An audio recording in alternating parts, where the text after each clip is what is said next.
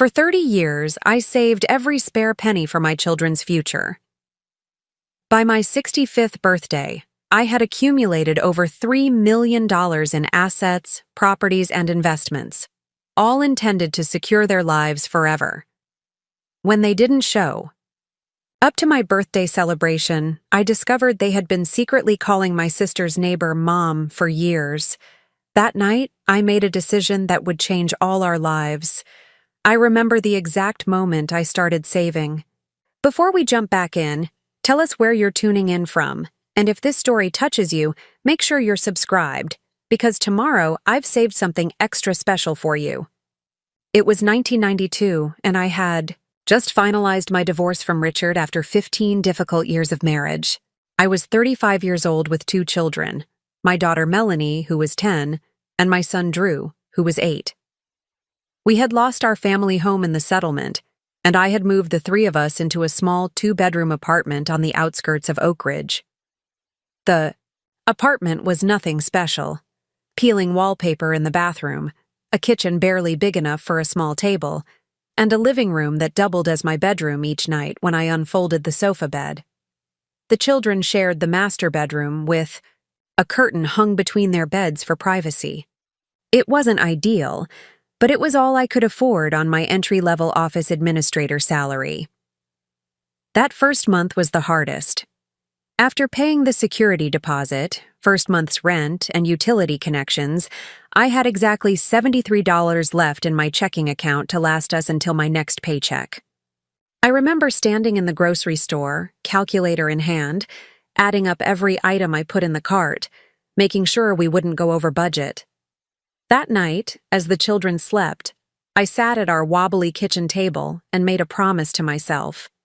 I would never let my children experience financial insecurity again. I opened a small notebook and created a savings plan. Even if it was just $25 a month to start, I would begin building something for them. Richard's child support payments were inconsistent at best. He had moved across the country for a new job opportunity, and his visits became increasingly rare. By the time Melanie turned 12, he had essentially vanished from our lives, save for the occasional birthday card with a $20 bill tucked inside. I worked long hours at the office during the day, then took on evening data entry jobs I could do from home after the children were asleep. On weekends, I cleaned houses for extra cash. Every penny beyond our basic needs went into my savings account, labeled simply for M&D. When my company offered night classes in computer programming, I signed up immediately. For 6 months, I survived on 4 hours of sleep. My neighbor, Ms. Williams, would check on the children while I attended classes 3 evenings a week. Chatify sacrifice paid off when I was promoted to the IT department, with a 40% salary increase. I'll never forget the day I received that first bigger paycheck. I took the children out for ice cream, a rare treat, and told them, things are going to get a little easier now. What I didn't tell them was that most of the raise would go straight into savings. By the time Melanie turned 16, I had saved enough for a down payment on a small 3-bedroom house. Moving day was one of the happiest of my life. Watching my children explore their new rooms, each having their own space for the first time in years, I felt a surge of pride. That night, I updated my notebook. $42,000 in savings and a house with our name on the deed. The children thrived in high school. Melanie was a gifted student with dreams of becoming a doctor. Drew had a talent for music and wanted to study at a conservatory. I knew both paths would be expensive, but I was determined to make them possible. For 7 years, I lived on the financial edge to ensure they graduated debt-free. When Melanie decided to continue to medical school, I dipped into my retirement. Savings to help. When Drew needed industry connections in Los Angeles, I paid for his apartment in a safer neighborhood while he established himself. By my 55th birthday, both children had completed their education and were beginning their careers. Melanie joined a prestigious hospital in Chicago, and Drew secured a position composing for an independent film studio in Los Angeles. I was immensely proud, but also exhausted. 30 years of nonstop work had taken a physical toll. my doctor, warned me about my blood pressure and recommended I reduce my stress. It was time to think about my own future. I calculated that I would need to work until at least 70 to rebuild my depleted retirement accounts. The house needed repairs I'd been postponing, and my 15-year-old car was showing its age. Then came the unexpected phone call that changed everything. Ms. Blackwood? This is Attorney James Harrington with Harrington, Myers & Walsh. I'm calling regarding your aunt, Evelyn Winslow. Aunt Evelyn. I hadn't seen her in nearly 20 years. She was my mother's older sister, a stern woman who had never married and had built a successful business importing textiles. Our family visits to her grand house on Lake Michigan had been formal, uncomfortable affairs. I regret to inform you of Ms. Winslow's passing, the attorney continued. Her funeral was held last week, according to her wishes for a private service. I felt a twinge of sadness that I hadn't known, hadn't been able to pay my respects. The reason for my call is that you are named as the primary beneficiary in Ms. Winslow's will. She has left you her estate in its entirety. I nearly dropped the phone. There must be some mistake, I stammered. We weren't close. We haven't spoken in decades. There's no mistake, Ms. Blackwood. Your aunt kept meticulous records of your life. She apparently followed your career and your children's progress from a distance. She left a letter explaining that she admired how you raised your family on your own and wanted to reward your determination. The estate, as it turned out, was substantial. Aunt Evelyn's lakefront property alone was worth over $2 million. Her investment portfolio, art collection, and cash assets brought the total closer to $5 million. At 58 years old, I had suddenly become wealthy. For the first few weeks, I told no one. I continued going to work, driving my aging car, and living my modest life while I processed this extraordinary turn of events. I met with financial advisors, tax specialists, and estate planners to understand my new circumstances. Now, as my 65th birthday approached, I had finally made a decision. It was time to retire and to share my good fortune with Melanie and Drew. I would give them each $1 million, enough to change their lives forever while still securing my own retirement. I would announce it at my birthday dinner, a celebration of our journey together and the beginning of a new chapter for all of us. With excitement building, I spent weeks preparing for the perfect birthday gathering. I reserved the private room at the Wharf, an upscale restaurant overlooking the harbor. I arranged for Melanie and Drew to fly in, booking their tickets myself and reserving rooms at the boutique hotel next door. I had official bank documents, prepared, the checks made out in their names, elegantly presented in embossed envelopes. Everything was ready for a celebration none of us would ever forget. My birthday fell on a Saturday that year, perfect for a celebration. I spent the morning at an upscale salon getting my hair styled for the first time in years. The stylist convinced me to try a softer color, something that would bring out my eyes, as she put it. I even splurged on a professional makeup session. Looking in the mirror afterward, I barely recognized myself. The tired lines around my eyes seemed less pronounced, and there was a glow to my skin I hadn't seen in decades. Next came the new dress, a deep teal A-line that the boutique owner assured me was elegant without trying too hard. Sophisticated but not stuffy, she had said. The price tag made me wince out of habit, even though I knew money was no longer a concern. I had always been practical about money, frugal by necessity for so many years that it had become second nature. The $180 price tag on the dress would have been unthinkable just months earlier. But today was different. Today I wasn't just Melanie and Drew's mother, the provider, the practical one. Today I was celebrating not only my birthday, but also the fruits of 30 years of sacrifice and hard work. I spent the afternoon making final arrangements. I called the restaurant to confirm our reservation and to check on the special menu I had requested. I wanted everything to be perfect. Melanie's favorite seafood appetizers, Drew's preferred steak, and a decadent chocolate soufflé for dessert that we could share, just as we had when they were children. Preparing and narrating this story took us a lot of time, so if you are enjoying it, subscribe to our channel. It means a lot to us. Now back to the story. I called the florist to make sure the table arrangement would include lilies, Melanie's favorite. I confirmed with the pianist that he would be able to play Autumn Leaves, the piece Drew had composed for me on my 50th birthday.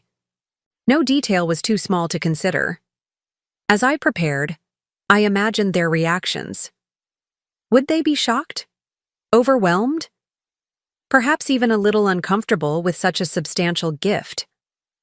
I rehearsed what I would say, how I would explain that this wasn't just about money. It was about freedom.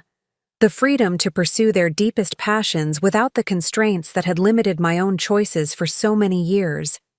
For Melanie, it would mean the opportunity to open the small family practice she had always dreamed of, rather than remaining tethered to the demanding hospital schedule that left her perpetually exhausted. I knew she wanted children someday, but worried about balancing motherhood with her medical career. This gift would give her options. For Drew, it would provide the financial security to take risks with his music. He had confided in me once that he had symphonic compositions he wanted to develop, creative projects that might not be immediately profitable but would fulfill him, artistically. Now he could pursue those dreams without worry. As I clasped the simple pearl necklace around my neck, a splurge I had allowed myself for my 60th birthday, I felt a surge of gratitude for Aunt Evelyn. Her unexpected generosity had made all of this possible. Though we had never been close, she had been watching from a distance, silently approving of the choices I had made, the life I had built from nearly nothing. In her letter, left with the will she had written, "Coral, I have observed your quiet strength over the years. You remind me of myself in many ways, though you have shown a courage in motherhood that I never possessed. Consider this inheritance not charity, but recognition. One independent woman acknowledging another." By 5 o'clock, I was seated at our reserved table, everything meticulously arranged, a bottle of champagne chilled in an ice bucket. The gift envelopes were positioned discreetly next to my place setting. I had requested a special menu featuring both children's favorite dishes, Melanie's love of seafood and Drew's preference for traditional Italian. For dessert, the chef had prepared a chocolate souffle with 3 spoons, just as we'd shared desserts when they were young. Melanie's flight had landed at 2:30 and Drew's at 3:15. They had both texted confirming their arrivals. Melanie wrote, "Just checking into the hotel. Can't wait to see you." Drew sent a simple, "Made it. See you at 6. I imagined them freshening up after their flights, perhaps taking a quick rest before our reunion. I checked my reflection one last time in the small mirror from my purse. The woman looking back at me seemed different somehow, not just because of the professional styling and new dress, but something in her eyes. Pride, perhaps. Accomplishment. The knowledge that after decades of putting everyone else first, I was finally in a position to do something extraordinary for the people I loved most in the world. The maitre d' approached with a warm smile. "Everything is arranged as you requested, Ms. Blackwood. May I pour you a glass of water while you wait for your guests?" "Yes, thank you," I replied, smoothing my napkin across my lap. "They should be here any minute." I gazed out the window at the harbor, watching boats gently rocking in their slips, seagulls wheeling against the darkening sky. The water reflected the first twinkling lights from the buildings along the shore. It was a perfect evening, the kind that seems designed for celebrations and new beginnings. I checked my watch. 5:55 p.m. They would be here any moment. 6 o'clock came and went. I sipped water, smiling politely when the server came by to check if I was ready to order. "I'm waiting for my children," I explained. "They should be here any minute." By 6:30, I had texted both of them. No response. The restaurant was filling up, animated conversations and laughter surrounding my quiet table. I called Melanie's cell, then Drew's. Both went to voicemail. At 7, the server returned with a sympathetic smile. "Perhaps we could go ahead and open the champagne while you wait." I nodded, my throat tight. As he poured, I checked my phone again. Still nothing. By 7:45, I had called both of their hotel rooms. No answer. I texted again. "Is everything okay? I'm getting worried." At 8:15, my phone finally chimed. A text from Melanie. "So sorry, Mom. Got caught up with some colleagues who are also in town.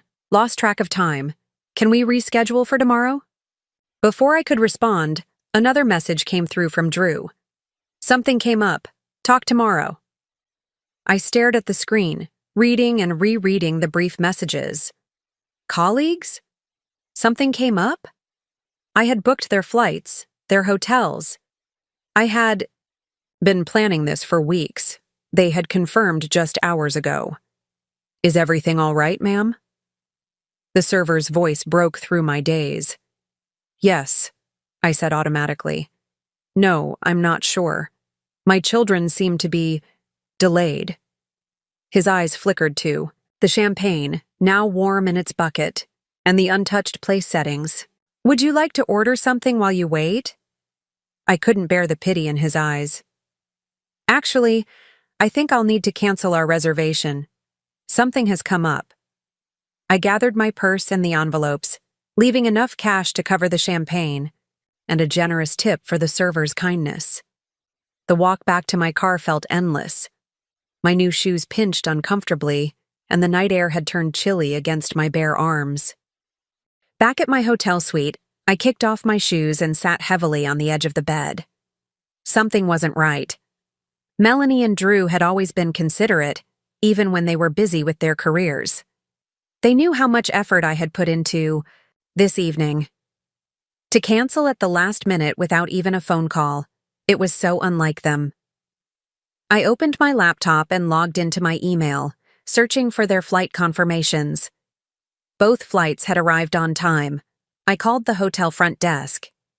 "This is Elizabeth Blackwood. My daughter Melanie and son Drew are staying with you. Could you connect me to their rooms?" "One moment, please." After a brief pause, "I'm sorry, Ms. Blackwood, but there's no answer in either room. Could you check if they're in the hotel restaurant or lounge?" "Of course." Another wait. "I don't see them in any of our public areas, but they could be outside, on the terrace." I thanked her and hung up, more confused than before. Where could they be? Melanie had mentioned colleagues, but she didn't know anyone in this city besides me. On a hunch, I opened my social media account, something I rarely used except to see updates about my children and their lives. Scrolling through recent posts, I found nothing from either of them today. But then I noticed a photo posted by Olivia, Drew's girlfriend of 2 years. The image showed a large group gathered around a long table in what appeared to be an upscale restaurant. The caption read, "Surprise reunion? So good to see everyone together after all these years." I leaned closer to the screen, my heart suddenly pounding. There, at the far end of the table, I could make out Drew's profile, and beside him, unmistakably, was Melanie's curly hair, caught mid-laugh. The timestamp on the post, 7:38 p.m. Right. When I had been sitting alone, calling their empty hotel rooms. With trembling fingers, I enlarged the image, trying to see more details of the gathering. Who were all these people? Why would my children lie about where they were? The restaurant looked vaguely familiar, but I couldn't place it. I scrolled down to read the comments and froze when I saw Melanie's response. "Couldn't miss Barbara's special day. So worth the trip." Barbara? The name struck me like a physical blow. Barbara Winters was my sister Diane's neighbor, a woman I had met perhaps twice at family gatherings years ago. What possible connection could my children have to her that would make them skip my birthday celebration? Scrolling further, I found another comment, this one from Drew responding to someone I didn't recognize. "Wouldn't miss Mom's 60th for anything. Been planning this trip for months. Mom." He had called Barbara Mom, The room seemed to tilt around me. I gripped the edge of the desk, trying to steady myself as the pieces began to fall into horrifying place. Another photo appeared in the thread, posted by someone named Thomas. This one showed Melanie presenting a large gift box to Barbara. The caption, "Mel giving Mom the necklace she's been eyeing all year. Pure gold and emeralds to match her eyes. Pure gold and emeralds." My daughter, who had texted that she was caught up with colleagues, was actually giving expensive jewelry to another woman, a woman my children apparently called Mom. My fingers hovered over the keyboard, a sick feeling growing in my stomach. I should close the laptop, stop looking, protect myself from whatever else I might discover. But I couldn't. Instead, I typed Barbara's name into the search bar and found her profile. What I saw there shattered the last of my illusions. Years of photos, holidays, graduations, weekends at the lake. Barbara with my children. Her children. According to her captions. Barbara at Melanie's medical school graduation, standing where I should have been. Barbara at Drew's first film premiere, beaming with pride. A life parallel to the one I thought we shared, hidden in plain sight. And there, posted just yesterday. So excited for my 60th birthday tomorrow. Can't wait to have all my children together. Again, Melanie and Drew are flying in special for the occasion. Tomorrow. Barbara's birthday was tomorrow, Sunday. My birthday was today, Saturday. My children had flown in a day early, not to celebrate with me, but to prepare for her celebration. They had lied, made excuses, left me sitting alone in a restaurant while they attended a surprise reunion. The realization was like ice water in my veins. They had been living double lives for years, presenting themselves as my loving, grateful children while secretly building a relationship with this other mother. And suddenly, pieces of the past several years clicked into place. The canceled holiday visits, the shortened stays, the vague references to friends in town whenever they visited. All this time, they had been maintaining two family relationships, one with me, their actual mother who had sacrificed everything for them, and one with Barbara, who had apparently claimed them as her own. The wealth I had planned to share with them tonight felt like ash in my mouth. The envelopes on the bedside table mocked me with their elegance. My children had made their choice, and it wasn't me. I barely slept that night. My mind raced through decades of memories, re-examining them for signs I might have missed. Had there been hints of this betrayal all along? When had Barbara entered their lives? And how had she managed to insert herself so deeply into my family? By morning, grief had hardened into something sharper, more focused. I opened my laptop again and began a systematic investigation into this woman who had apparently stolen my children. Barbara Winters, 59, divorced, former school counselor now retired. She had lived next door to my sister Diane for 15 years. Her own children, 2 sons, had moved abroad years ago, one to Australia and one to Germany. According to her social media, she rarely saw them. The earliest photo I could find of Barbara with my children was from 12 years ago, a Thanksgiving dinner at Diane's house. I remembered that year vaguely. I had been unable to travel for the holiday due to a work emergency. Melanie and Drew, both in college then, had gone to Aunt Diane's instead. After that, the pictures multiplied. Weekend visits, holidays, casual gatherings. In one album titled Summer at the Lake 2016, I found dozens of photos of Barbara's lakefront cottage.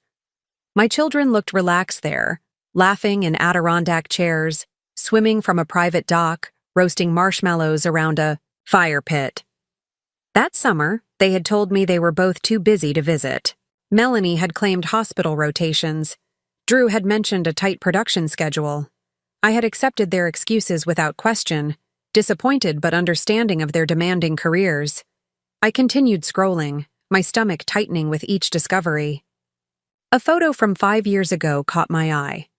Barbara standing between Melanie and Drew at what appeared to be a formal dinner. The caption read, "So proud of my two accomplished children. Dr. Blackwood and the composer extraordinaire, Dr. Blackwood. My daughter. The daughter whose medical school I had paid for by draining my retirement savings. The daughter who had hugged me at her graduation and whispered, 'I couldn't have done this without you, Mom.' And all the while, she had been building this other relationship, allowing another woman to claim her achievements, to call her daughter. The betrayal cut so deep I could barely breathe. I closed the laptop and sat in silence, staring at the envelope on the nightstand. Inside was a cashier's check for $1 million made out to Melanie, and a nearly identical one for Drew. Life-changing amounts I had planned to give them out of love. My phone chimed with a text from Melanie. "Good morning. Drew and I can meet you for brunch at 11. How about the garden terrace at your hotel?" So casual, so normal, as if they hadn't shattered my world the night before. With trembling hands, I replied, "I've seen the photos from last night. Barbara's birthday celebration. 3 dots appeared, disappeared, then appeared again. Finally. Mom, we can explain. It's not what you think."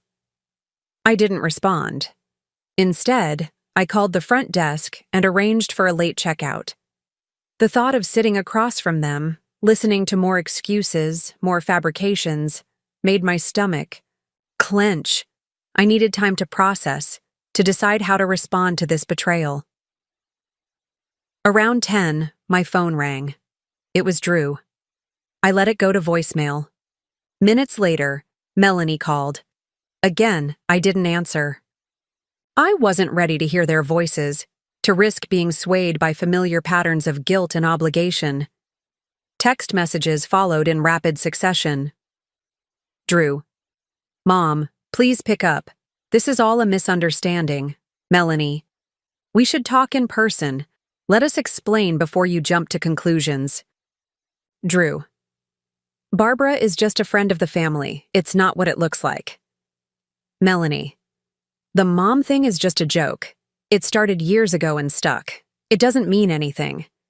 Each message seemed more desperate than the last, contradicting the evidence I had seen with my own eyes.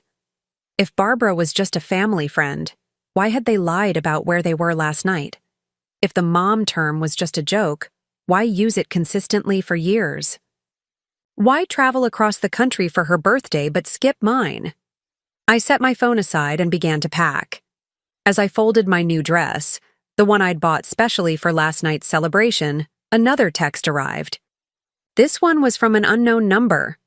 "Ms. Blackwood, this is Barbara Winters. Your children told me what happened. I feel terrible about the misunderstanding. I never meant to insert myself between you and your wonderful children. Please call me so we can clear this up." The audacity took my breath away. This woman, this stranger, who had apparently been playing mother to my children for years, now wanted to clear things up, as if this were some minor social faux pas. I blocked her number without responding. By noon, I had checked out of the hotel and was driving home, the envelopes with the cashier's checks locked securely in my briefcase beside me. The 4-hour drive gave me time to think, to process, to begin forming a plan. My children clearly had explanations prepared.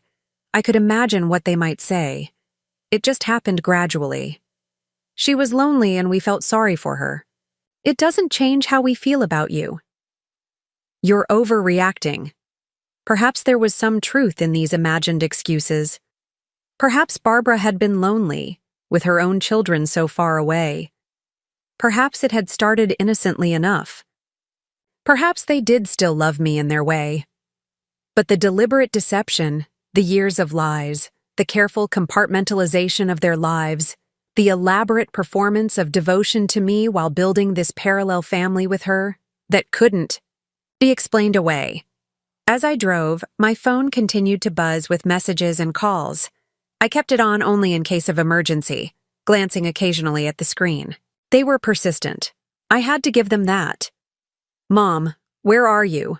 We're at the hotel, but they said you checked out. Please don't leave like this. At least let us explain in person. We're worried about you. Just let us know you're safe. That last one made me laugh bitterly. Now they were worried about me? Where was that concern last night as I sat alone in the restaurant waiting and wondering? About halfway home, I pulled into a rest area and finally called them, not to hear their explanations, but to end the barrage of messages. Melanie answered on the first ring. Mom, where are you? We've been so worried. I'm driving home, I said, my voice calm and controlled. I need some space right now. But Mom, we need to talk about this. It's all a misunderstanding. Is it? I interrupted. Was it a misunderstanding? When you told me you were with colleagues last night but were actually at Barbara's birthday celebration. Was it a misunderstanding when Drew has been calling another woman Mom for years? Silence on the other end. Then, it's complicated. I'm sure it is, I replied. And I'm not ready to hear your complicated explanations yet. I've texted you to let you know I'm safe. That's all you need for now. Mom, please. I ended the call and turned off my phone completely. The rest of the drive passed in a strange, numb silence. No radio, no calls. Just the hum of the road beneath my tires and the steady dismantling of everything I thought I knew about my family. By the time I reached my house, darkness had fallen. I let myself in, dropped my bags in the entryway, and stood in the quiet living room. Photos of Melanie and Drew smiled at me from every surface. Graduations, birthdays, holidays. Moments I had treasured, believing they represented our special bond. Now I wondered how many of those smiles had been genuine. How many times had they been wishing they were with Barbara instead? How often had I been the obligation, the responsibility, while she was the choice, the preference? I moved through the house, turning on lights, my footsteps echoing in the empty rooms.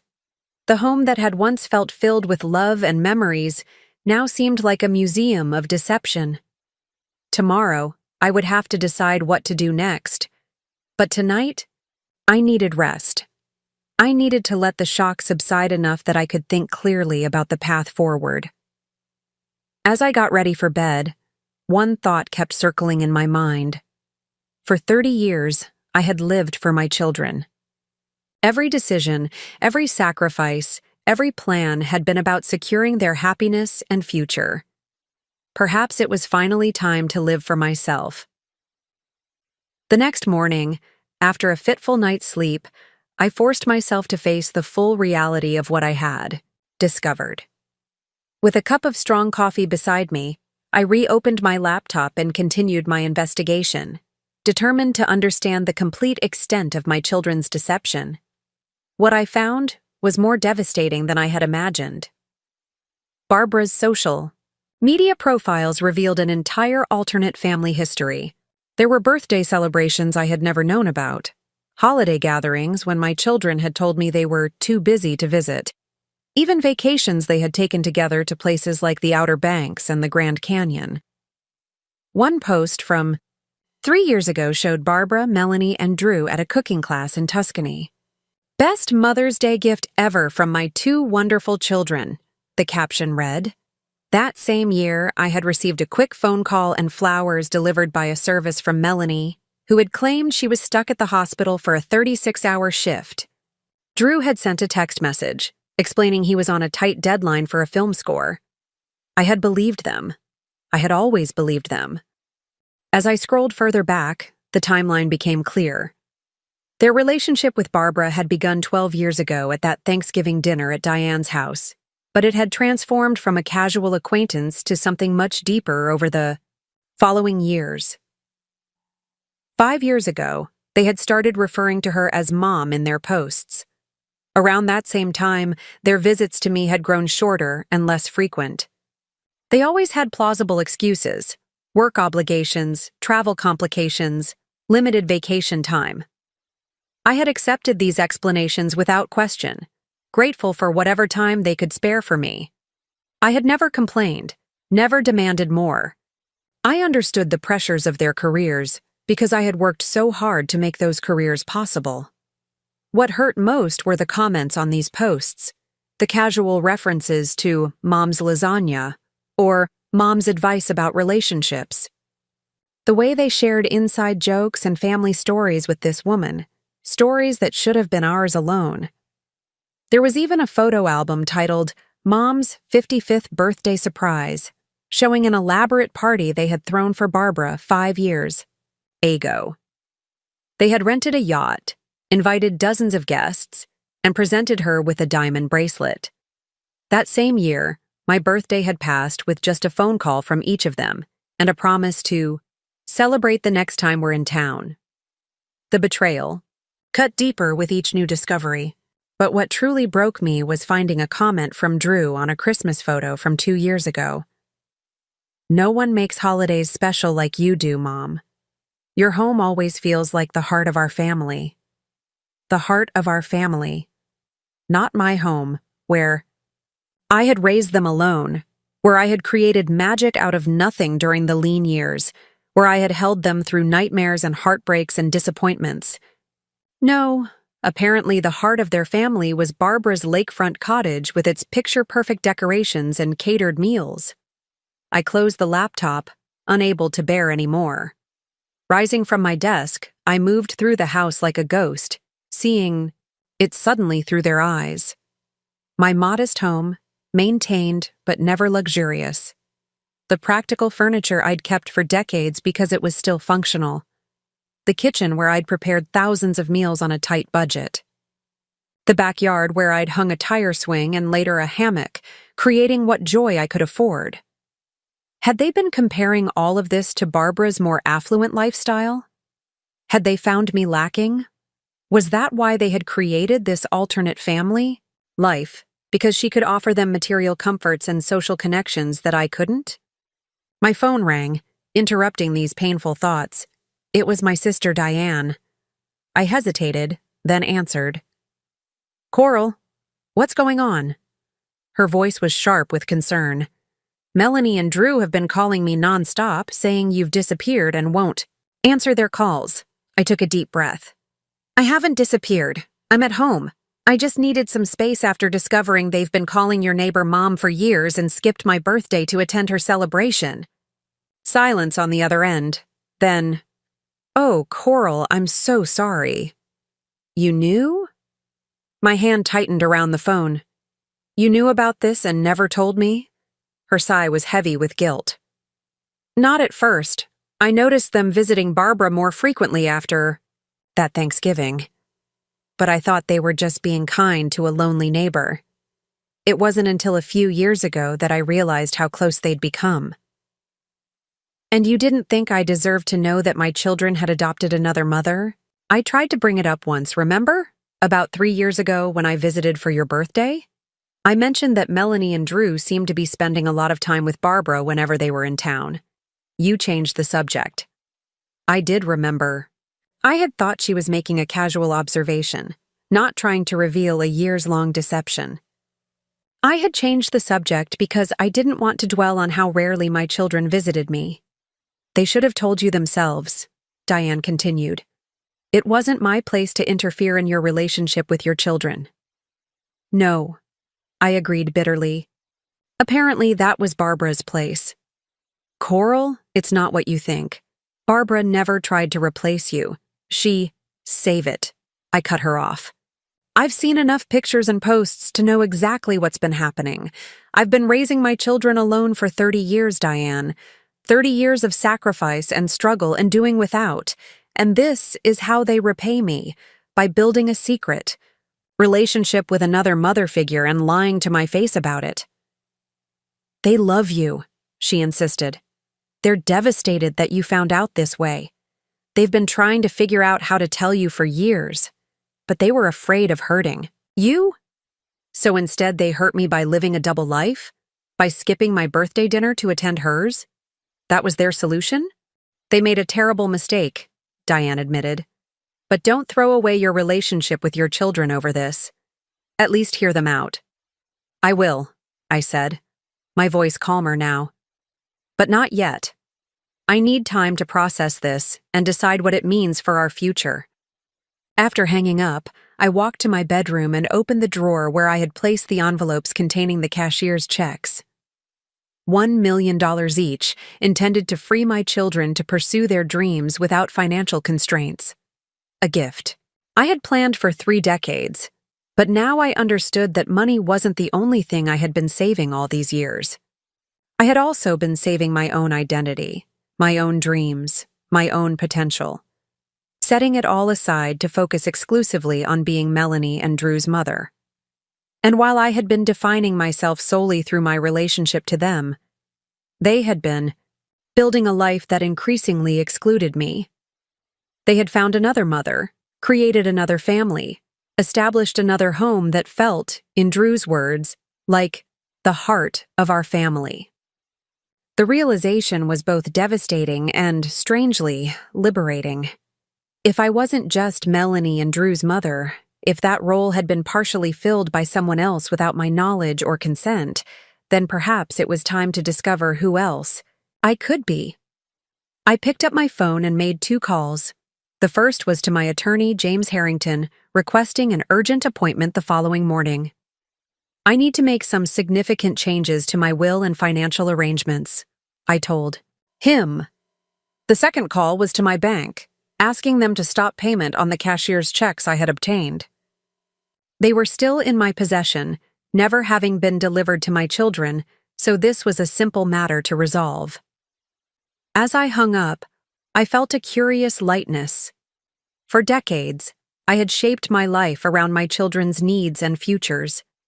Now, for the first time, I was considering my own path forward, a path that would no longer be defined exclusively by motherhood. My children had made their choice. They had decided that one mother wasn't enough, that they needed or wanted what Barbara could provide. They had created a whole separate family life without my knowledge or inclusion. Now it was my turn to make a choice. And I chose myself. That evening, when Melanie called for the 10th time, I finally answered. "Mom," she began, her voice thick with emotion. "Please let us explain. We never meant to hurt you." "I'll listen to your explanation," I said calmly. "But not now. I need more time." "How much time?" The edge of impatience in her tone was revealing.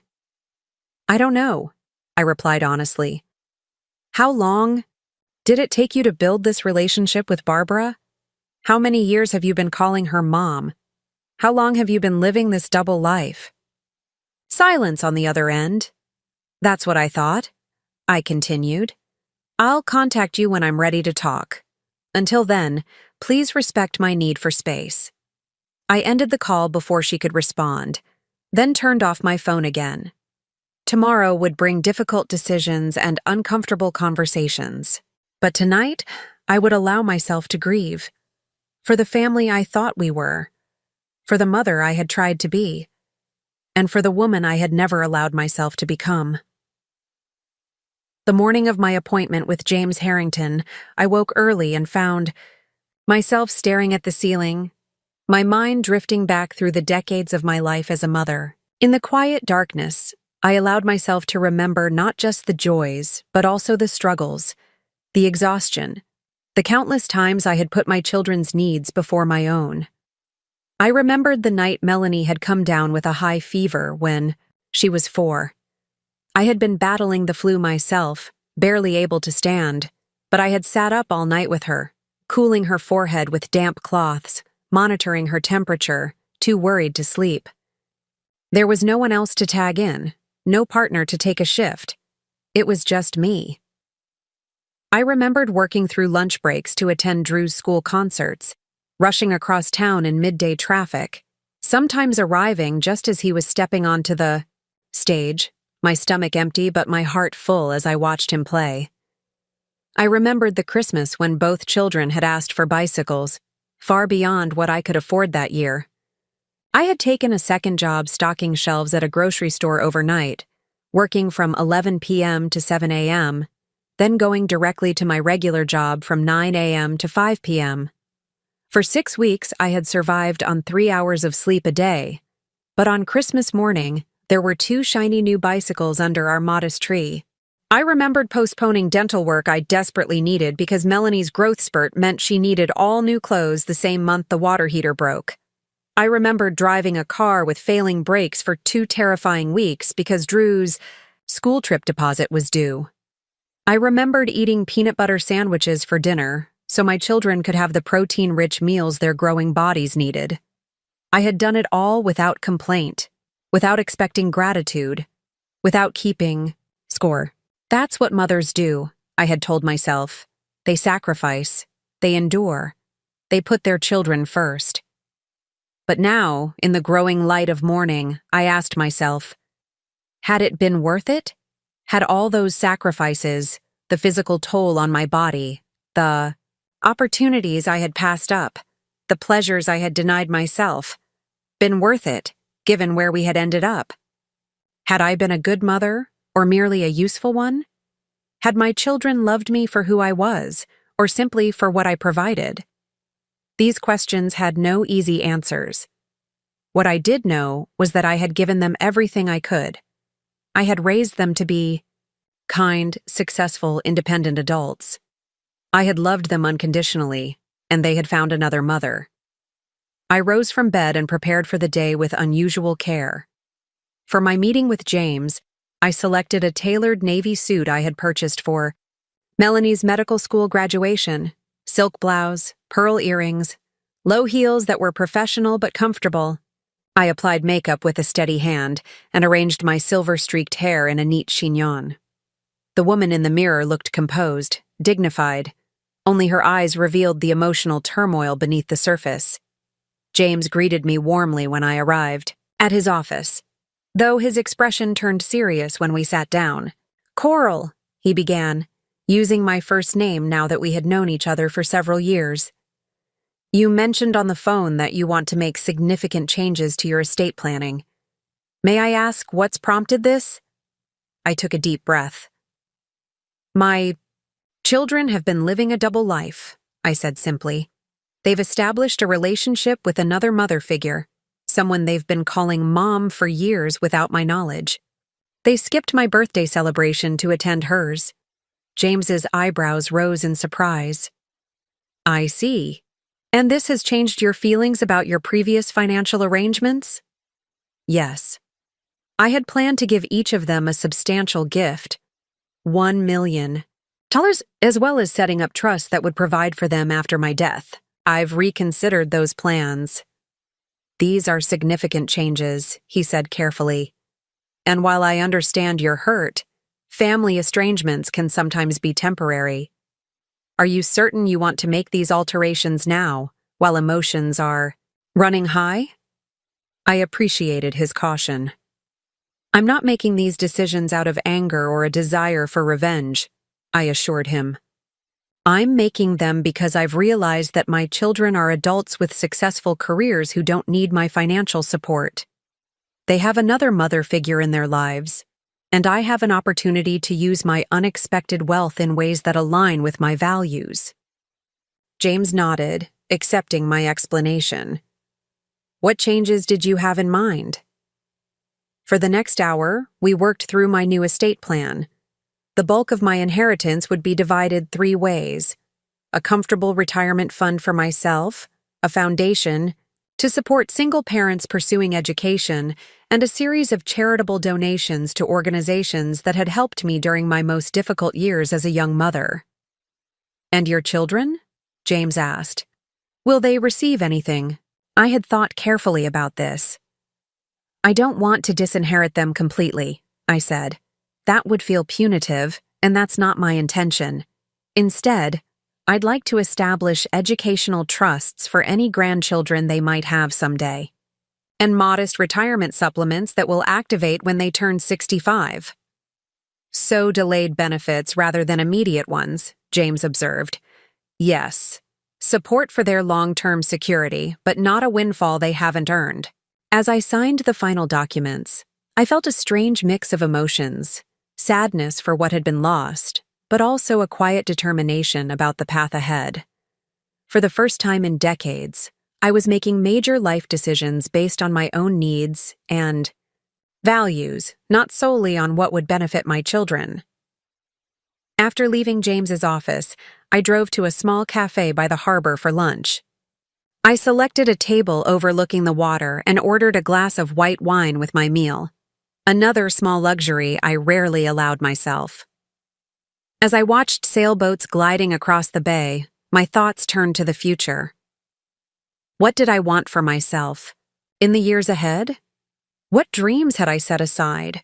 What might bring me joy beyond my identity as Melanie and Drew's mother? I had no immediate answers. For so long, my horizons had been limited by responsibility and financial constraints. The sudden freedom, both emotional and financial, was disorienting, but it was also exhilarating. My phone vibrated in my purse. Drew calling again. I silenced it without answering. I wasn't ready yet. I needed more time to strengthen my resolve, to clarify my thoughts, to prepare for the inevitable confrontation. Later that afternoon, I found myself driving past my old neighborhood, the one where we had lived after I purchased our first real home. On impulse, I turned down Maple Street and parked across from the modest 3-bedroom house where I had raised my children. It looked smaller than I remembered. The blue paint faded, the front garden overgrown.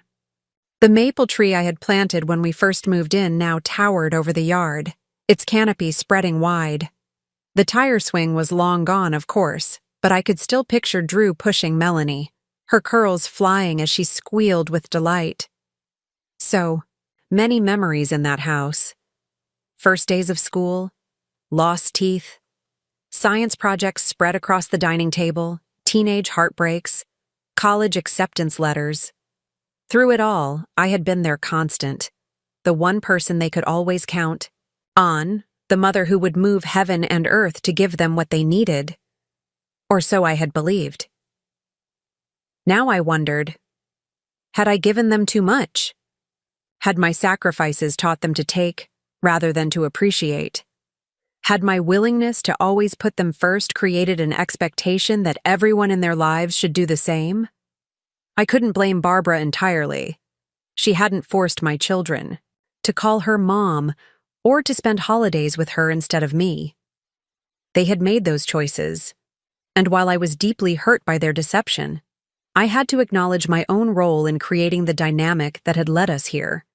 Perhaps I had been too self-effacing, too willing to accept whatever crumbs of time and attention they offered.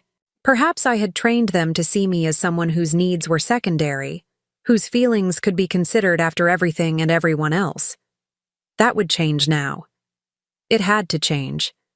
Not out of bitterness or a desire to punish them, but because I finally understood that allowing others to consistently put you last is not a virtue. It's a form of self-erasure. As I pulled away from the old house, I made a silent promise to myself. From now on, I would ensure that my own needs and feelings were given the same consideration I had always given to others. I would learn to value myself the way I had valued my children. It wouldn't be easy. Decades of putting myself last had created deep grooves of habit and thought. But I had been strong enough to raise 2 children alone, to build a career from nothing, to weather countless hardships without breaking. I was strong enough for this too. I returned home just as the sun was setting, casting long shadows across my front yard. Inside, the house felt different somehow, less like a shrine to my children's achievements and more like a space waiting to be reimagined. Tonight, I would allow myself to rest. Tomorrow, I would begin considering what changes I wanted to make, to my home, to my daily routines, to my life. For 30 years, I had been defined primarily as Melanie and Drew's mother. Now it was time to discover who else Coral Blackwood might be. After 3 days of reflection and planning, I was ready to take decisive action. The morning dawned clear and bright, matching my newfound clarity of purpose. I had allowed myself to fully feel the hurt and betrayal, but now it was time to move forward, not in anger, but with deliberate intention. My first phone call was to a real estate agent I had met at one of Diane's dinner parties years ago. Sarah Peterson specialized in luxury properties and had always struck me as both knowledgeable and straightforward. I'm interested in selling my current home and purchasing a condominium, I explained after we exchanged pleasantries. Something in Harborside Towers, if possible. Harborside? That's quite a change from your neighborhood, Sarah remarked. Those units start at around $750,000. I'm aware, I replied calmly. I've recently come into an inheritance and I'm ready for a significant lifestyle change. We arranged to meet that afternoon to discuss details. After hanging up, I called a professional organizing service to help me begin the process of downsizing. 30 years in the same home had resulted in considerable accumulation, and I knew I would need help sorting through it all. My next call was to Westlake University's Continuing Education Department.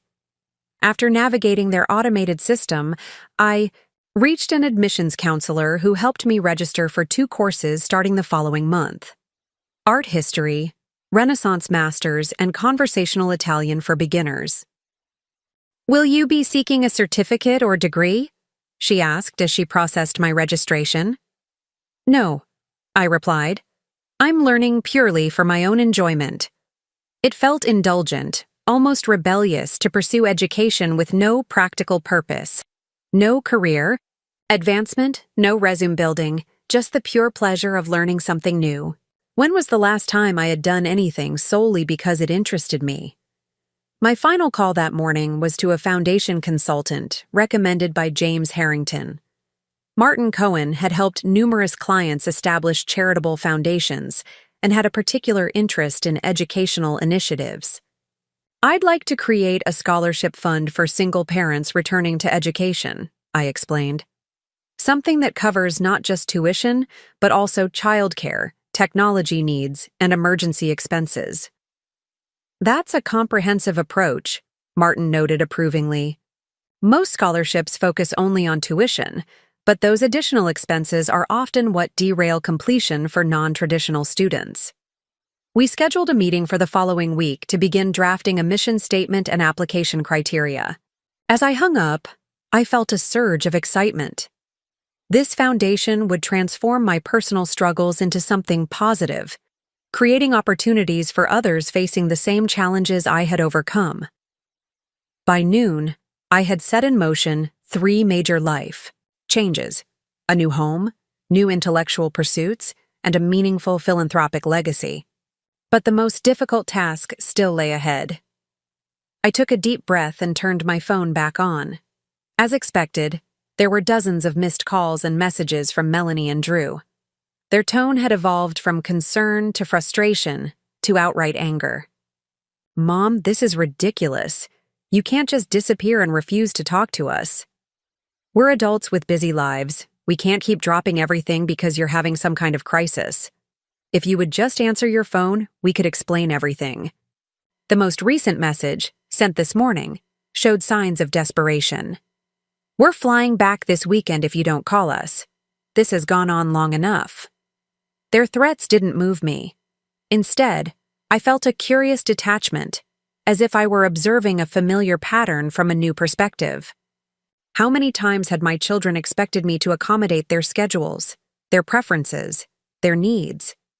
How often had I rearranged my life to make things easier for them, while they offered no such consideration in return? I texted them both the same message. I'm safe and well. I'll be ready to talk in 1 week. Until then, I need space to process recent events. Please respect this boundary. Then I turned my phone to silent again and placed it in a drawer. They would have to wait. For once, my timeline would take precedence. Sarah arrived promptly at 2 o'clock, portfolio in hand. I gave her a tour of my house, noting the improvements I'd made over the years as well as the updates it still needed. It's a lovely family home, she commented. But if you're looking for a lifestyle change, Harborside is an excellent choice. I actually have a client who just listed a 2-bedroom with a harbor view on the 8th floor.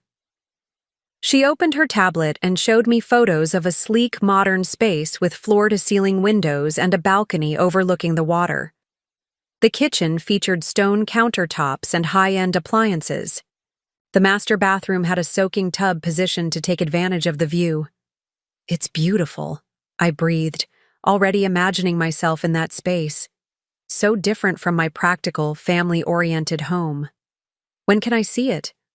"How about tomorrow?" "Morning?" "It just listed yesterday and I expect it won't stay on the market long." We agreed on a time, and Sarah promised to prepare a comparative market analysis to help determine an asking price for my current home. After she left, I walked through each room, seeing it with new eyes. Not as the backdrop to my children's lives, but as property I would soon release. In the guest room, which had once been Drew's bedroom, I opened the closet and found boxes of his childhood mementos I had carefully preserved. Report cards, art projects, participation trophies. In Melanie's old room, I had kept similar treasures. Along with her first stethoscope and the lab coat from her hospital internship, I had been the keeper of these memories, the curator of our family history. Now I wondered, would my children even want these artifacts of their early lives? Or would they see them as clutter to be discarded, just as they had apparently come, to see me as an obligation to be managed? I closed the closet doors, deciding these questions could wait. For now, I would focus on practical matters, downsizing my possessions, preparing my house for sale, viewing the condominium. Emotional sorting could come later. That evening, as I sat on my patio watching the sunset, I felt something I hadn't experienced in years: anticipation. After decades of stability and sacrifice, I was embarking on a journey of transformation. There would be challenges ahead, difficult conversations, painful choices. But for the first time in 30 years, I was choosing myself. And that felt like both a revelation and a homecoming. A week passed in a whirlwind of activity. I had made an offer on the Harborside condominium, which was accepted the same day. The real estate agent had listed my house, staging it beautifully for the professional photographer. I had begun the monumental task of sorting through 3 decades of possessions, deciding what to keep, donate, or discard. Each decision felt symbolic, laden with meaning beyond the simple practicality of downsizing. Keeping my grandmother's china, but donating the everyday dishes we had used for family meals. Preserving select photo albums while scanning and digitizing hundreds of other pictures. Selling the dining table where we had celebrated countless birthdays and holidays. I was dismantling not just a household, but the physical manifestation of my identity as a mother. Through it all, my phone remained in the drawer, silent, but undoubtedly accumulating messages. I had promised my children a week, and I would honor that timeline. But I used the reprieve to grow stronger in my resolve, to clarify my thoughts, to prepare for the inevitable confrontation. On the 7th day, I retrieved my phone and turned it on. As expected, there were dozens of missed calls and messages, growing increasingly frantic and then angry. The most recent, sent yesterday, was from Melanie. "Mom, this is ridiculous. We've waited a week as you asked.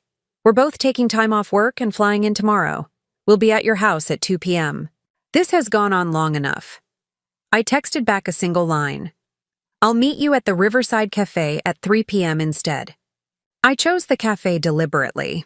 A neutral space, public enough to discourage dramatic outbursts, but with secluded tables that would allow for a private conversation. I would not welcome them into my home, not yet. This first conversation needed to happen on more equal footing. I arrived early, selecting a table on the outdoor patio overlooking the river. The day was cool but pleasant, the sky a clear blue that reflected in the calm water. I ordered a cappuccino and waited, my hands steady, despite the flutter of nerves in my stomach. They arrived together, having apparently coordinated. Both looked tired and tense. Melanie's normally sleek hair was pulled back in a hasty ponytail, and Drew's face showed the stubble of several days without shaving. They spotted me immediately, their expressions a mix of relief and apprehension. "Mom," Melanie breathed, taking a half step toward me before hesitating. I stood and opened my arms to both of them. Whatever hurt and anger I felt, these were still my children. I had carried them, birthed them, raised them. That bond couldn't be erased, even if it needed to be redefined. The embrace was awkward at first, then desperate, all of us holding on, as if the others might disappear. "I've been so worried," Drew murmured against my hair. When we finally separated and sat down, a silence fell over the table. So many things to say, yet no one quite knew where to begin. "You look different," Melanie finally said. "Rested." "I feel different," I acknowledged. Drew leaned forward, his expression earnest. "Mom, about Barbara. It's not what you think. She never tried to replace you." "What is it then?" I asked calmly. "Explain to me why my children have been calling another woman Mom for years. Explain why you lied about where you were on my birthday." They exchanged quick glances, clearly having discussed their approach extensively. "It started that Thanksgiving at Aunt Diane's?" Melanie began. "We were both feeling a bit lonely, and Barbara was so welcoming." "She was going through a rough time," Drew added. "Her sons had just moved abroad, and she mentioned how quiet her house felt. It was just natural spending time with her." "Natural," I repeated, the word tasting bitter on my tongue. "And when did it become natural to call her Mom?" They exchanged uncomfortable glances. "It wasn't planned," Melanie said. "A few years ago, her grandson Theo, her son James's boy, was visiting from Australia. He called her Grandma, obviously, and one day he got confused about who we were. Barbara joked that we were like her adopted kids, and he started calling her your mom when talking to us.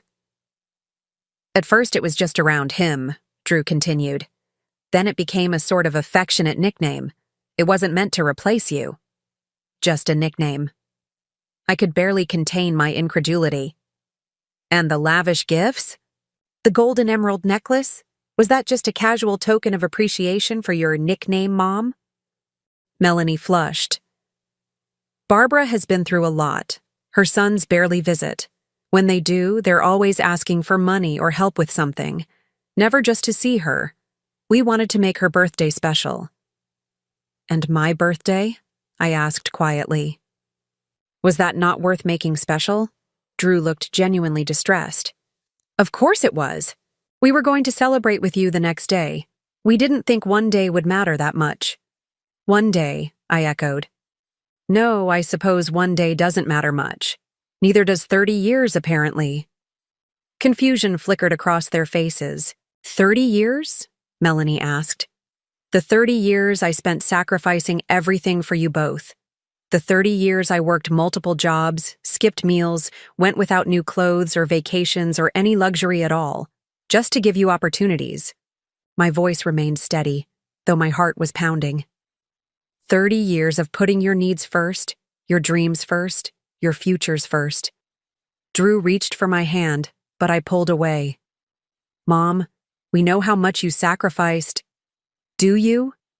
I cut him off. "Do you really?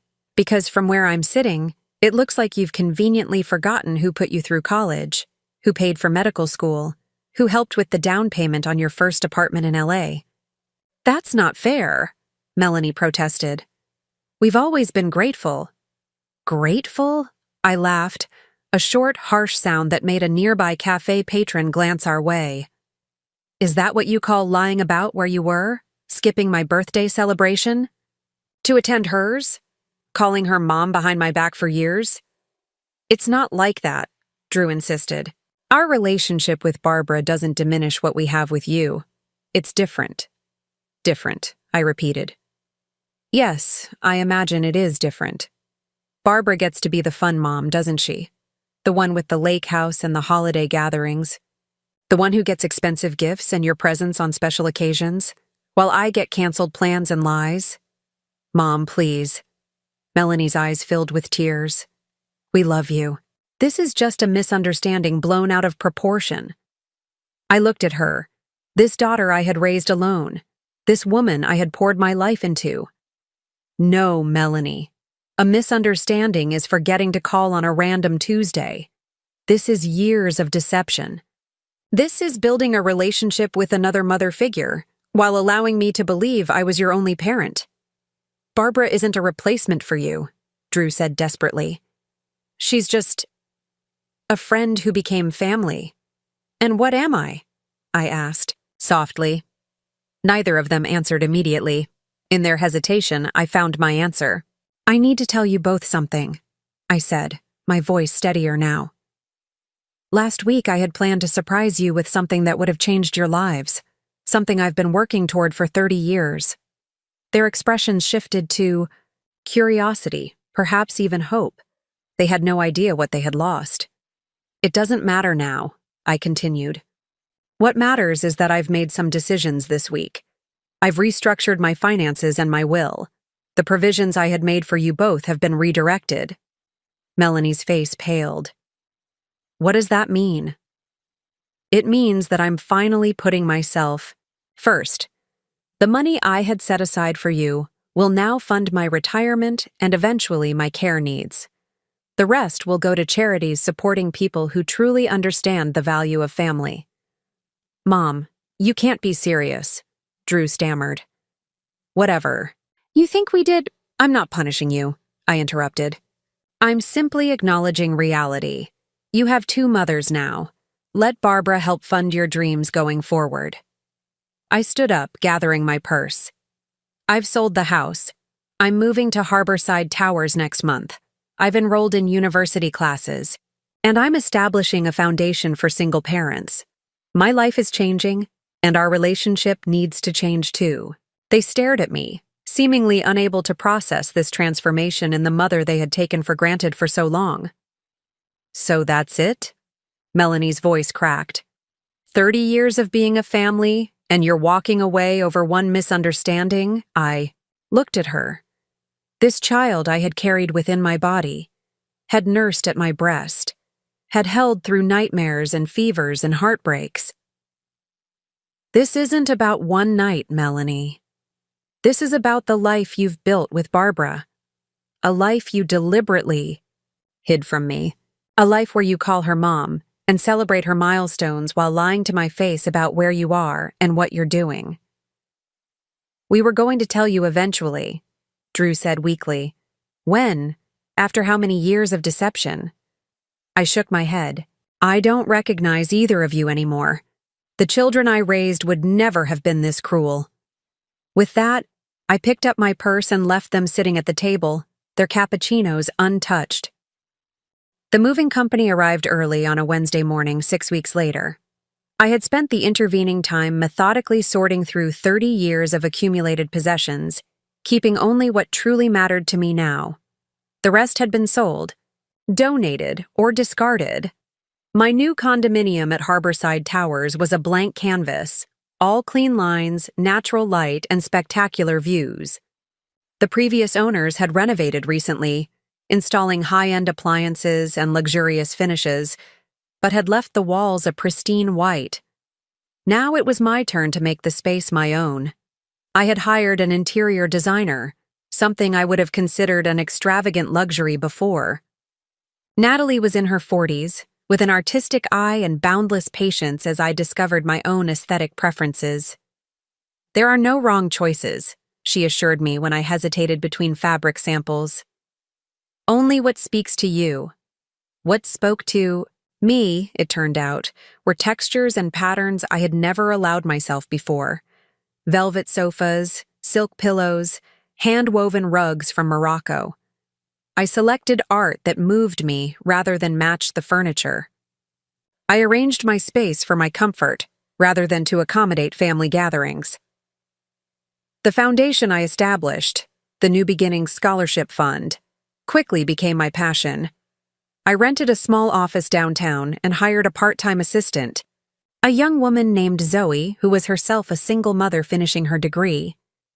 Together, we developed application criteria, established a selection committee, and began reviewing the first round of applicants. My Italian classes at the university 3 afternoons a week introduced me to a new social circle, mostly retirees. like myself, but also younger students seeking language skills for business or travel. Professor Ricci, a distinguished man in his 60s with salt and pepper hair and an infectious enthusiasm for his native language, made each class an adventure. La lingua è la chiave della cultura, he would say. The language is the key to the culture. I found myself looking forward to those classes more than anything else in my week. I practiced diligently, downloading language apps, watching Italian films, even labeling items in my new home with their Italian names. Something about starting from scratch, being a complete beginner at something, was oddly liberating. My relationship with Melanie and Drew remained strained. After our confrontation at the cafe, they had both returned to their respective cities, seemingly as shocked by my transformation as by my discovery of their deception. They called occasionally, their tone cautious, uncertain.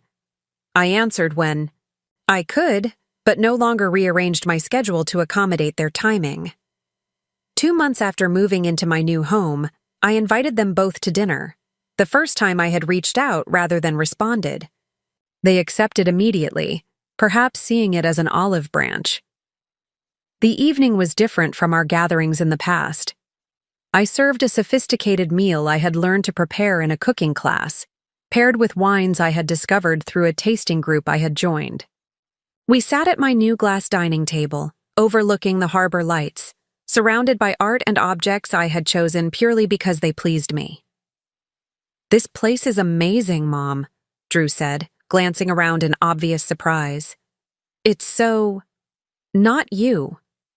"Not the me you knew," I corrected gently, "but very much the me I'm becoming." "The foundation sounds incredible," Melanie offered. "Helping single parents get education, it's so meaningful."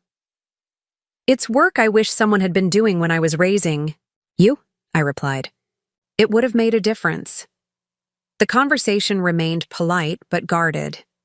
We were feeling our way toward a new relationship, one where I was Coral as well as Mom, a woman with her own interests and boundaries, rather than just their ever-available support system.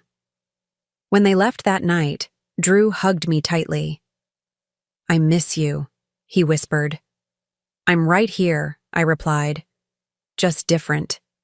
As I closed the door behind them, I turned to survey my new home, my sanctuary, my statement, my starting point.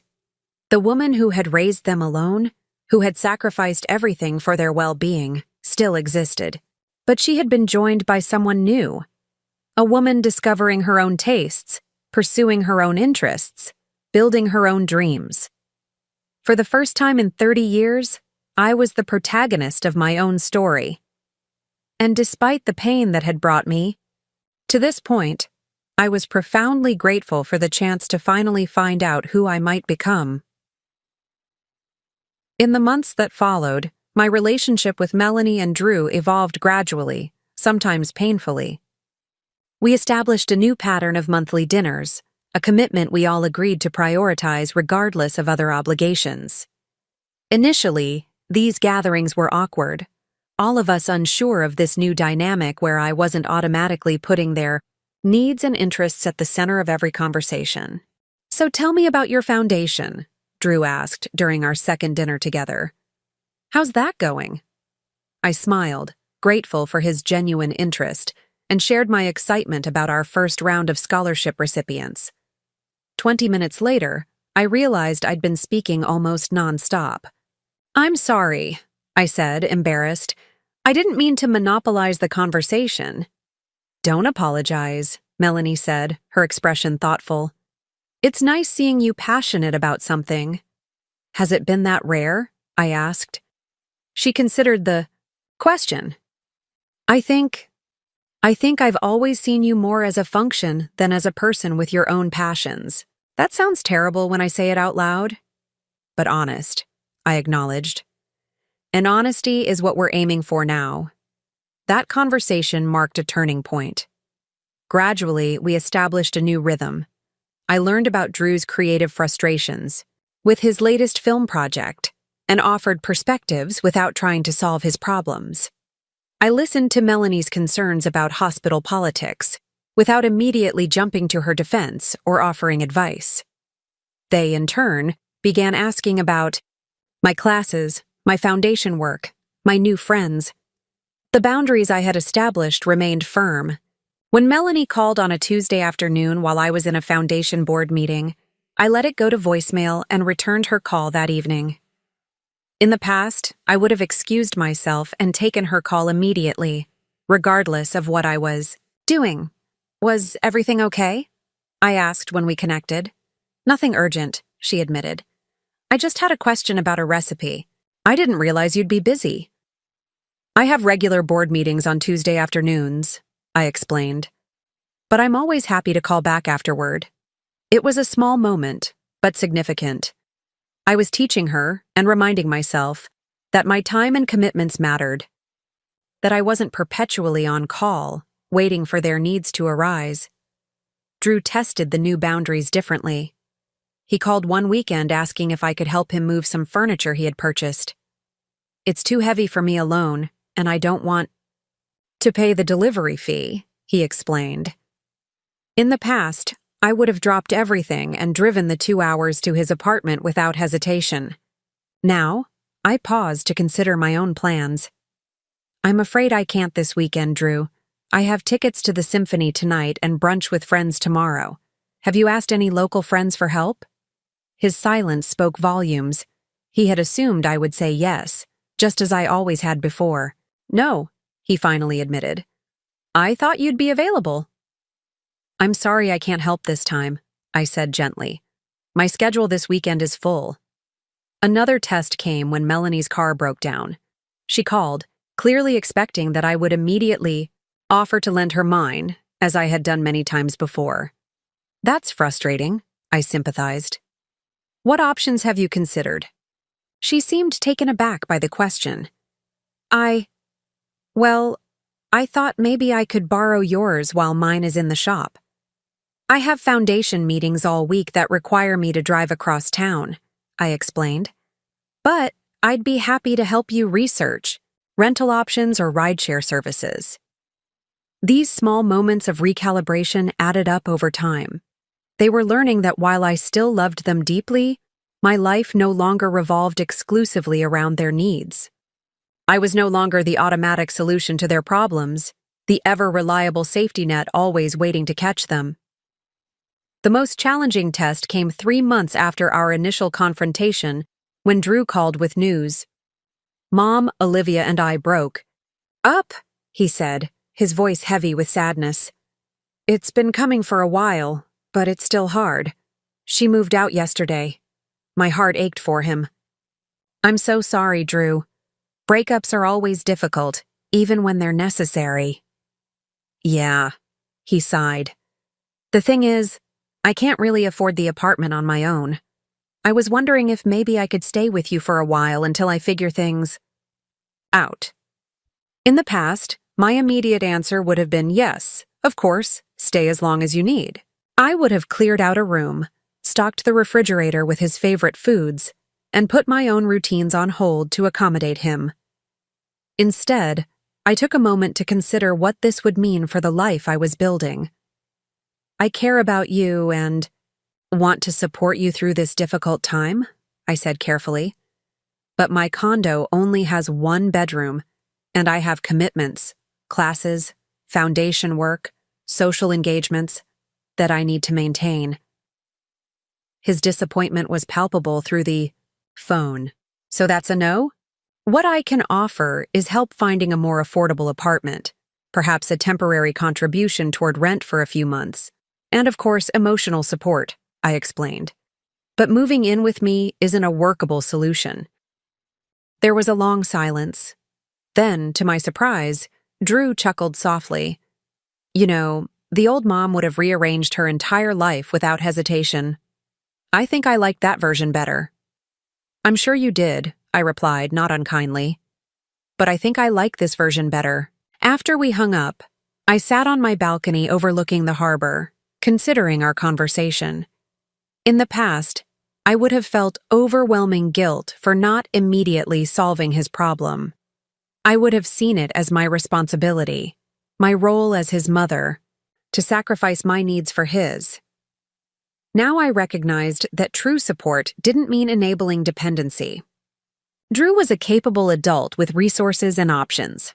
My role was to offer guidance and appropriate assistance, not to be the perpetual solution to his challenges. The most surprising outcome of these new boundaries was how they actually improved our relationship over time. As my children adjusted to seeing me as a complete person with my own needs and interests, they began to engage with me differently, with more curiosity, more respect, more genuine interest in my life and thoughts. They were finally getting to know their mother as a woman in her own right, not just as the reliable backdrop to their lives.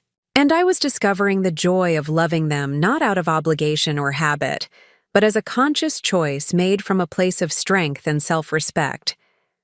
As the seasons changed, my world expanded in ways I had never imagined possible. The foundation grew beyond my initial vision. What began as a scholarship program for single parents had expanded to include mentorship initiatives, childcare cooperatives, and advocacy for family-friendly policies in workplaces and universities. We had helped over 200 individuals so far, with nearly 80% successfully completing their degrees.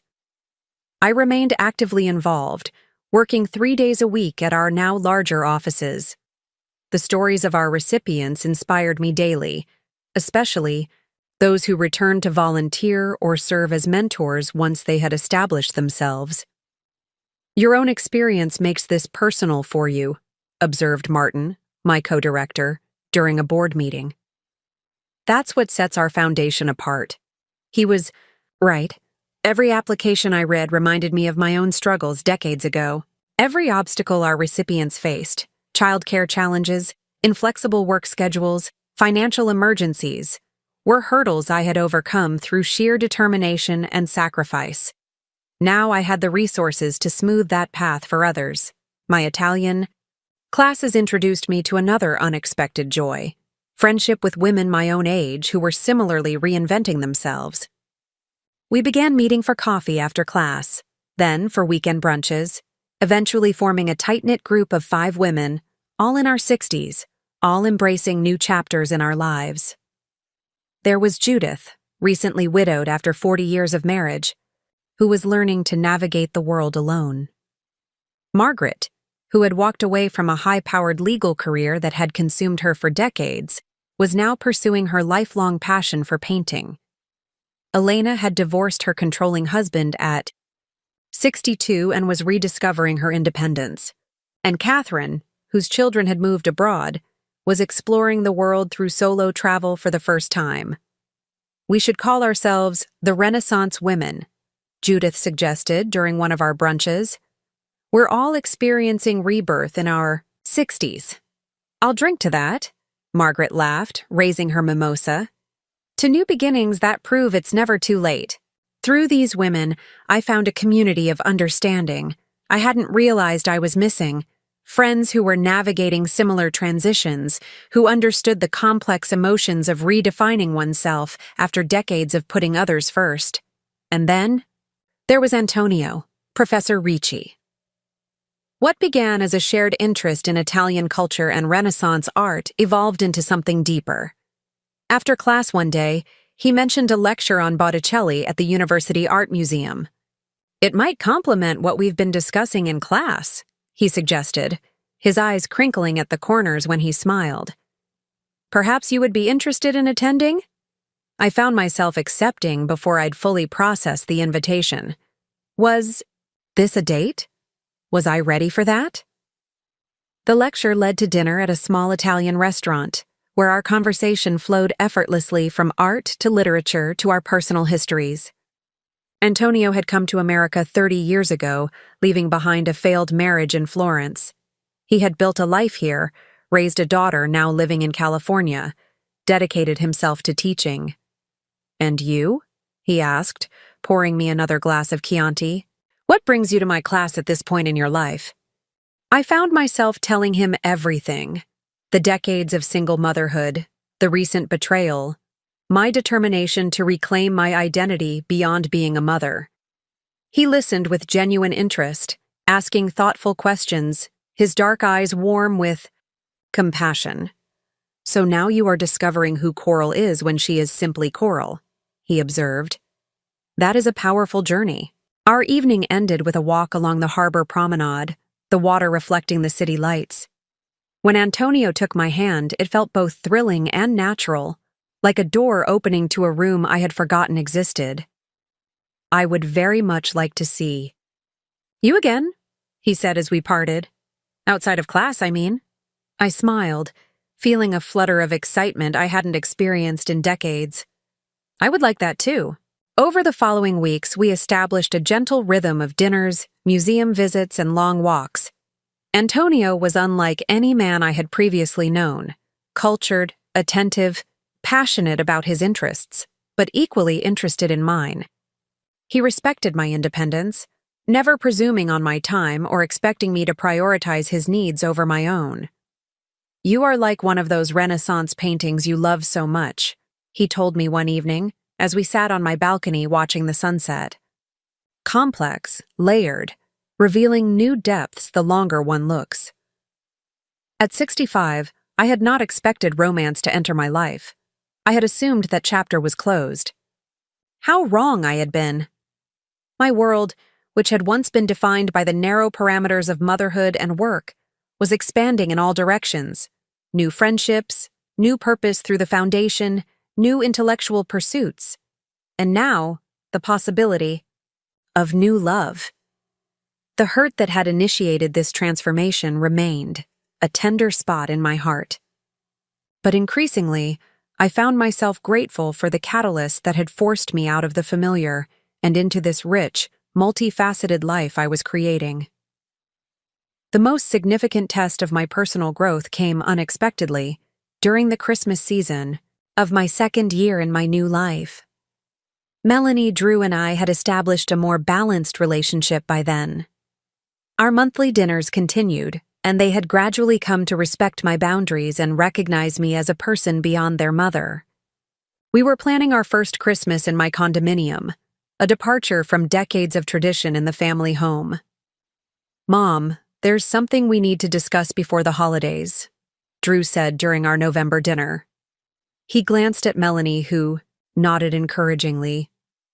"It's about Barbara." I noted with satisfaction that neither of them tensed at the mention of her name, as they once would have.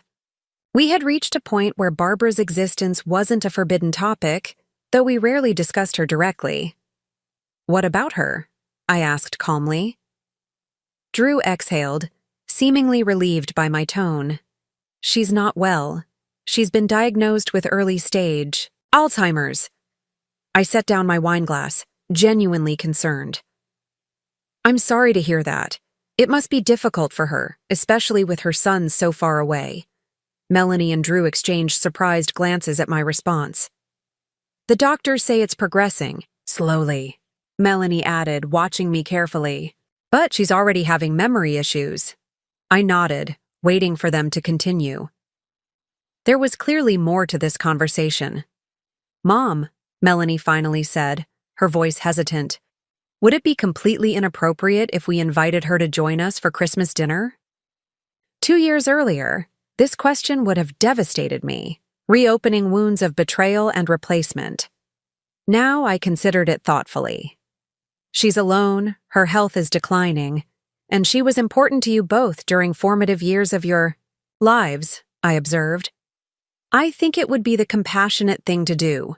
Their surprise was evident. "You wouldn't mind?" Melanie asked cautiously. "I've learned that the heart isn't a finite space," I replied.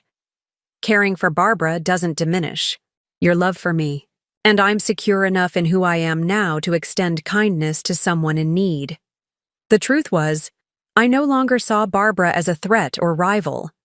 The woman who had once seemed to be stealing my children's affection was now simply another aging woman, facing a frightening diagnosis without family nearby.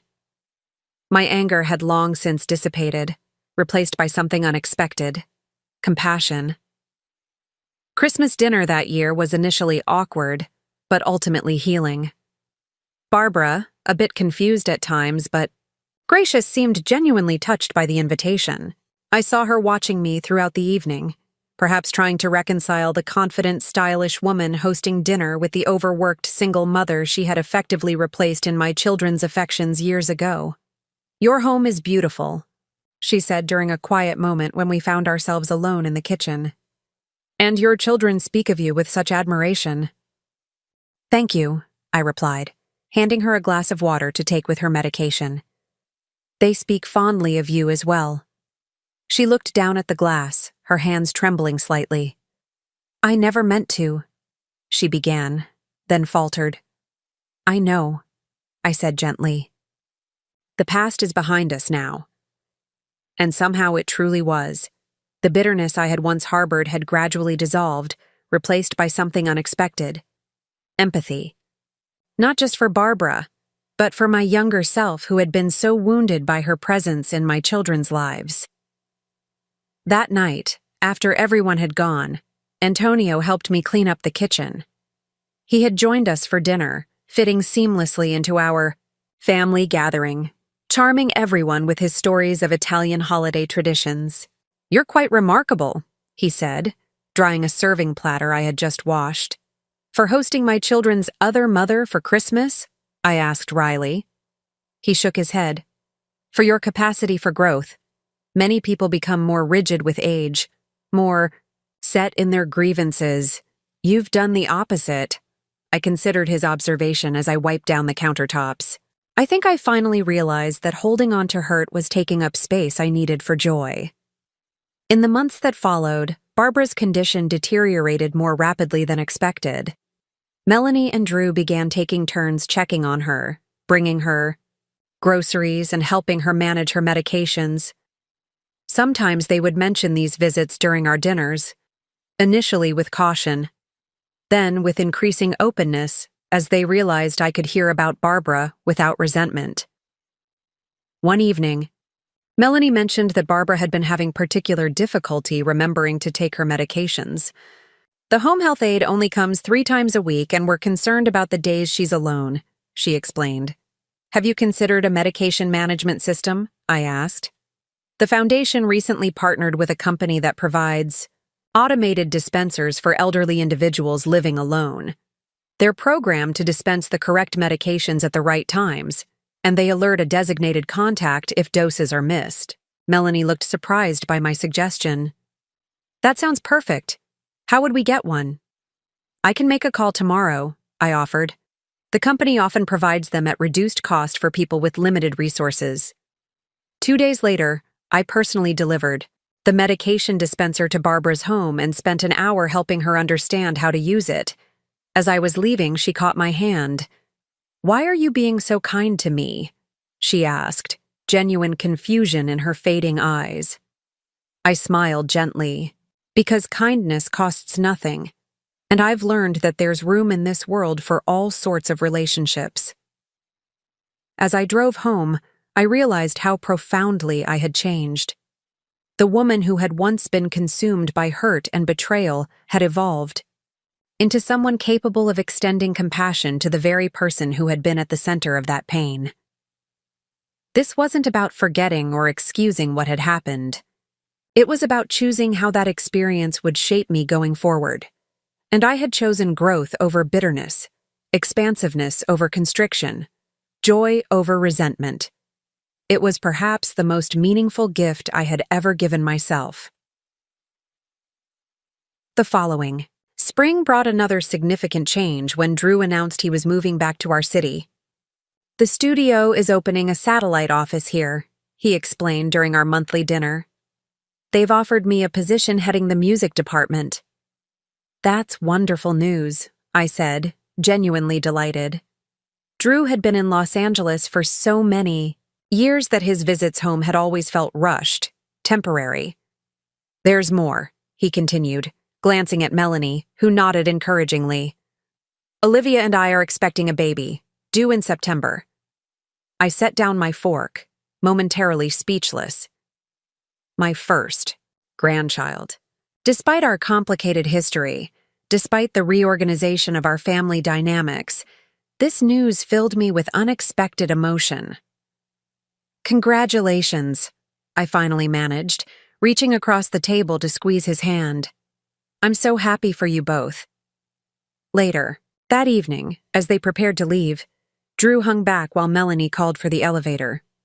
"Mom," he said hesitantly, "we've been talking, Olivia and I, about childcare after her maternity leave ends. She'll be returning to work, and with both of us in demanding creative fields, our schedules can be unpredictable." I waited, sensing what might be coming. "We were wondering," he continued, "if you might consider spending time with the baby 1 or 2 days a week. Not as a primary caregiver or anything like that," he added hastily. "We're hiring a nanny for full-time care, but for some regular grandparent time? 2 years earlier, I would have immediately rearranged my entire life to accommodate this request.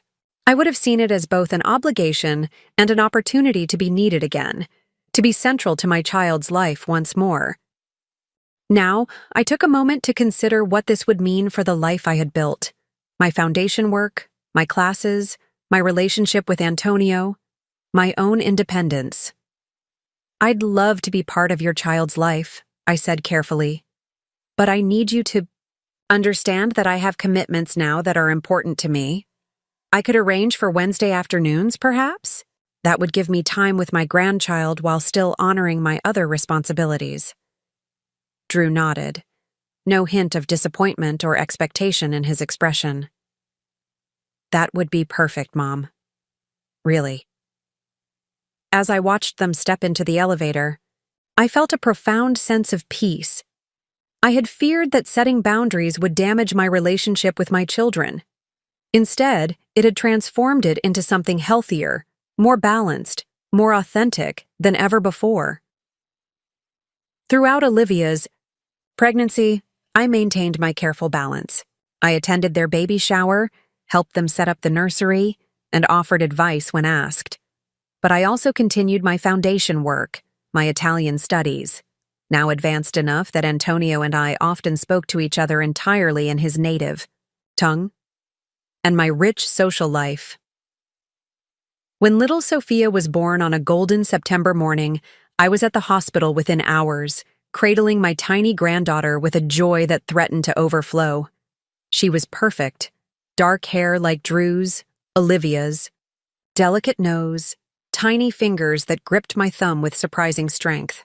"She's beautiful," I whispered, tears blurring my vision. Drew, his face showing the stunned, exhausted happiness of a new father, nodded. "We think so." In the weeks that followed, I discovered yet another new identity. Grandmother. Not the traditional grandmother who drops everything to provide unlimited childcare, but a modern version who showed up consistently on Wednesday afternoons, who sometimes took Sophia overnight so her parents could have a date night, who FaceTimed. To see new milestones when I was traveling with Antonio or my friends. My condominium remained my sanctuary, though I added a portable crib and a basket of toys in one corner of the living room. Sophia had her special place in my home, just as she had her special place in my heart, but neither dominated the other aspects of my life. Antonio, himself a grandfather to 2 boys in California, understood the delicate balance I was establishing. It is good for Sophia to see her Nona as a complete person, he observed one evening after witnessing my Wednesday afternoon with her. Not just someone who exists to care for her, but a woman with passions, interests, a full life, I agreed. I hope that's one of the lessons she learns from me, that a woman's value isn't measured only by what she gives to others. 6 months after Sophia's birth, Melanie shared her own news during our monthly dinner. "I've decided to leave the hospital," she announced. "I'm opening my own family practice." "That's been your dream for years," I said, delighted for her. "What finally made you take the leap?" She smiled, a hint of irony in her expression. "Watching you, actually. Seeing you reinvent yourself in your 60s made me realize I shouldn't wait until retirement to pursue what really matters to me." Her words touched me deeply. Without intending to, I had modeled for my daughter the courage to prioritize her own happiness and fulfillment. That night, as I prepared for bed, I found myself reflecting on the strange circular nature of influence between parents and children. For decades, I had tried to teach my children important values through deliberate lessons and careful guidance. Yet in the end, my most powerful teaching had come not from what I said, but from how I lived. Not when I was sacrificing everything for them, but when I finally began living authentically for myself. Sophia would grow up knowing a grandmother who loved her deeply, but who also valued herself. A woman who had discovered, later than most perhaps, that caring for others and caring for oneself needn't be mutually exclusive. It was, I realized, perhaps the most important legacy I could leave her. 2 years into my new life, Barbara's health declined precipitously. Her early-stage Alzheimer's had progressed faster than expected, complicated by a series of small strokes that left her unable to live independently. Her sons briefly returned from abroad, assessed the situation, then departed again after arranging for her care in a memory facility. Their visits were short, businesslike, devoid of the emotional connection she clearly craved. During a family dinner, Melanie shared her frustration at their seeming indifference. They spent exactly 3 days here, 3 days, then flew back to their lives, promising to call the facility for updates. I nodded, understanding her indignation. Some people aren't equipped for caregiving roles. It can be painful to watch someone you love fade away. But she's their mother, Drew insisted. How can they just abandon her? I thought carefully before responding. People have complicated relationships with their parents. We don't know their history. Well, I know that Olivia and I have been visiting her weekly, bringing Sophia, Drew said. The nurses say familiar faces help, even if she doesn't always remember who we are. Sophia makes her smile, Melanie agreed. She loves children, even now. I listened to their conversation, struck by the irony. The woman who had once been my children's other mother was now being largely abandoned by her biological children, while mine continued to show her compassion and care. Mom, Melanie said suddenly, would you consider coming with us sometime? The nurses mentioned that the more connections she maintains, the better. The request hung in the air between us. Barbara, in her more lucid moments, would certainly remember who I was, the woman whose children she had, in some sense, borrowed.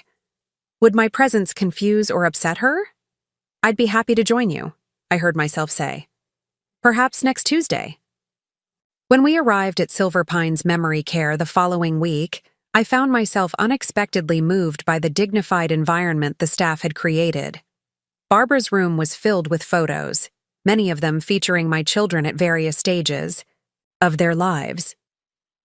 A recent one showed Sophia on her lap, both of them laughing. Barbara looked up when we entered, her eyes clouded with confusion that gradually cleared as she recognized Melanie and Drew. My children, she murmured, reaching for their hands. Then her gaze settled on me, and I watched emotions flicker across her face. Recognition, embarrassment, uncertainty. Coral, she said, surprising me by remembering my name. You came. Yes, I said gently, taking a seat near her. I wanted to see how you're doing. Not well, she admitted with unexpected clarity. I'm losing myself piece by piece. I reached over and squeezed her hand. But you're not alone. As Sophia climbed onto her lap, babbling happily, Barbara's eyes filled with tears. I never meant to take them from you, she whispered. I was just so lonely. I know, I said. And in that moment, I truly did understand. The heart has room for many kinds of love. She nodded slowly, and something like peace settled between us. 2 women who had each, in our own way, mothered the same children, now finding a measure of grace in forgiveness, freely given and gratefully received. It was perhaps the fullest. circle of my journey. On my 70th birthday, I hosted a celebration unlike any I had experienced before. My Harbor View condominium was filled with the people who now populated my rich, multifaceted life. Melanie and her new partner, Drew and Olivia, with 3-year-old Sophia, my friends from Italian class, colleagues from the foundation, and Antonio, who had become my constant companion and late-in-life love. 5 years had passed since that painful birthday, when my children hadn't shown up, when I had discovered their secret relationship with Barbara. 5 years of transformation, growth, and unexpected joy. Barbara had passed away 6 months earlier, slipping away peacefully with Drew, Melanie, and myself at her bedside. In her final moments of lucidity, she had squeezed my hand and whispered, "Take care of our children." I had nodded, understanding that in her confused state, she had recognized a shared bond between us rather than competition. Now, as I looked around at the gathering in my home, I marveled at how profoundly my life had changed. The new beginnings. Foundation had supported over 500 single parents in their educational journeys. My Italian was nearly fluent. Antonio and I had traveled to his homeland twice, and I had fallen in love with the hills of Tuscany. My circle of friends had expanded to include fascinating women and men who challenged and inspired me. Most significantly, my relationship with my children had evolved into something stronger, more honest, and more mutually respectful than I could have imagined. The painful catalyst of their betrayal had ultimately forced us all to grow. As the evening progressed, Drew clinked his glass for attention. "I'd like to propose a toast," he announced, "to the most remarkable woman I know, my mother." The room quieted as he continued. 5 years ago, Mom taught us all an important lesson about resilience, self-respect, and the courage to redefine yourself at any age. She showed us that it's never too late to become who you might have been. Melanie joined him, raising her glass. "To Mom, who funded my education and then taught me the most valuable lesson of all, that a woman's life should belong first to herself." Their words touched me deeply. Sophia, ever the center of attention, broke the emotional moment by climbing onto my lap and presenting me with a handmade card covered in glitter and wobbly letters spelling, "Happy Birthday, Nana." Later, as the party wound down and Antonio helped me clean up, he wrapped his arms around me from behind as I stood at the sink. "Happy?" he asked simply. I turned in his embrace, considering the question. "Yes," I said, realizing the truth of it to my core. Profoundly happy. And I was. Not with the uncomplicated happiness of youth, but with the hard-won contentment that comes from weathering storms and finding unexpected treasure in their aftermath. For 30 years, I had saved for my children's future, prioritizing their needs and dreams above my own. The painful betrayal that had shattered that dynamic had ultimately freed me to discover my own worth, to build a life centered on my own passions and values. As I stood on my balcony that night after everyone had left, watching moonlight silver the harbor waters, I felt a deep sense of gratitude. The path had been difficult, but it had led me here, to this moment of knowing myself fully, of loving without self-erasure, of finding joy not in sacrifice, but in authentic living. I had saved for 30 years for my children. But in the end, the greatest gift had been the one I finally gave myself, the freedom to become the woman I was always meant to be. Up next, you've got 2 more standout stories right on your screen. If this one hit the mark, you won't want to pass these up. Just click and check them out. And don't forget to subscribe and turn on the notification bell so you don't miss any upload from us.